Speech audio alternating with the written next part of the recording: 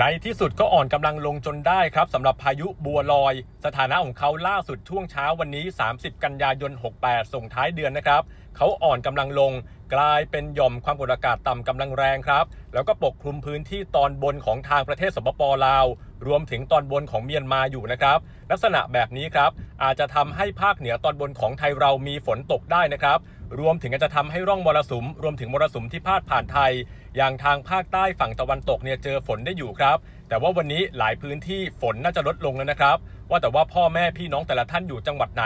ฝนลดลงจริงๆแล้วหรือยังบอกเล่าแลกเปลี่ยนเข้ามาหน่อยในคอมเมนต์นะครับ